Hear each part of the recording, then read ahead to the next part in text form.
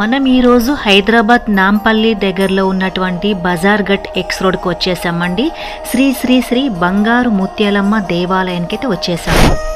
ఈ ఆలయం అతి ప్రాచీనమైన ఆలయము. దాదాపుగా ఒక 160 సంవత్సరాల నుంచి ఇక్కడ గ్రామ దేవతగా కొలువు తీరిన శ్రీ శ్రీ బంగారు ముత్యాలమ్మ కోరికలు తీర్చే కల్పవల్లిగా ఎందరో భక్తులు ఇక్కడికి ఈ ఆలయానికి చేరుకొని తమ కోరికలు అనేది అమ్మవారికి వినిపిస్తే కోరికలు అనేది తప్పకుండా నెరవేరుతుందని భక్తుల యొక్క ప్రగాఢ విశ్వాసం. మీరు చూస్తున్నారు ఆ కుమారస్వామిని చూస్తున్నారు. అలాగే ఇక్కడ వినాయకుని కూడా మీరు చూడొచ్చు. అంపి పీఠాధిపతులు ఇక్కడ విగ్రహ ప్రతిష్ఠ చేశారంట. ప్రాచీనమైన ఆలయాల్లో ఈ ఆలయం కూడా ఒకటి. హైదరాబాద్ నాంపల్లిలో బజార్గఢ్ బంగారు శ్రీ ముత్యాలమ్మ దేవాలయము 100 ఏళ్ల చరిత్ర కలిగినటువంటి పురాతనమైన ఆలయము. ఈ ఆలయాన్ని కూడా దూర ప్రాంతాల నుంచి భక్తులు ఈ ఆలయానికైతే సందర్శిస్తూ ఉంటారంట. ముఖ్యంగా చెప్పాలంటే గ్రామ దేవతగా 160 సంవత్సరాల నుంచి అమ్మవారు ఇక్కడ కొలువు తీరారు. ఎందరికో భక్తులకు కొంగు బంగారంగా తన ఆశీర్వాదాలు అనేది నిరంతరం ఇస్తూనే ఉంటుంది. హాయ్, హలో, నమస్తే, welcome to mister B YouTube channel కి స్వాగతం అండి. మనం ఈ రోజు హైదరాబాద్ బజార్ గట్ ఎక్స్ రోడ్ లో ఉన్నామండి. శ్రీ శ్రీ బంగారు ముత్యాలమ్మ దేవాలయం అయితే మనం వచ్చేసాము. బజార్ గట్ లో ఉన్నటువంటి బజార్ గట్ ఎక్స్ రోడ్ లో శ్రీ శ్రీ బంగారు ముత్యాలమ్మ ఆలయం అయితే మనం వచ్చేసాము. ఈ ఆలయంలో శ్రీనివాస్ గారు శాస్త్రి గారు అయితే మనతో పాటు ఇక్కడ ఉన్నారు. అయితే కొన్ని విషయాలు మనం ఈ ముందుకు తీసుకొచ్చే ప్రయత్నం అయితే నేను చేస్తాను. ఈ ఆలయం యొక్క స్థల పురాణం ఏంటి? ఈ అమ్మవారు గ్రామ దేవతమ్మ బంగారు ముత్యాలమ్మ, గ్రామాన్ని కాపాడే ఆవిడ. 160 సంవత్సరాలు అయింది అమ్మవారు ఇక్కడ ఉండబట్టి.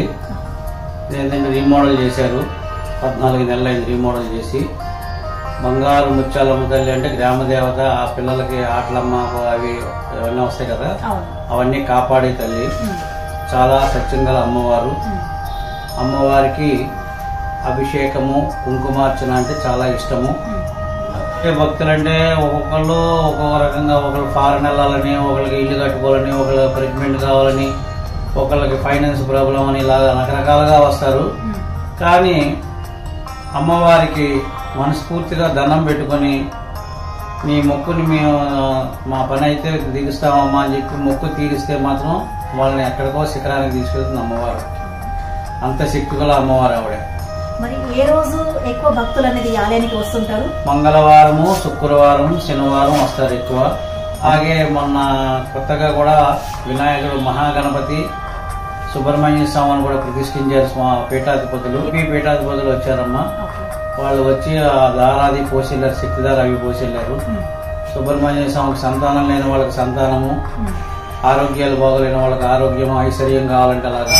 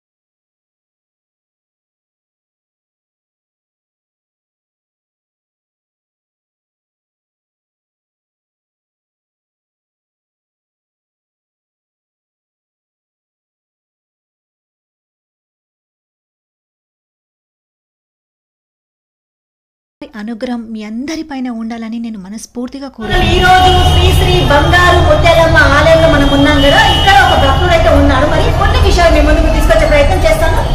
ఆసిఫ్ నగర్ నుంచి మంగళవారం బోనాలకు దసరా మళ్ళా బోనాలు సంగారము. నా ఫ్యామిలీ ఎప్పుడైనా ఒకసారి వస్తాను. నేనైతే రెగ్యులర్గా వస్తాను. బోనాలు చాలా మంచిగా ఉంటాయి. బోనాలు కానీ దసరా పండుగ కానీ బాగుంది.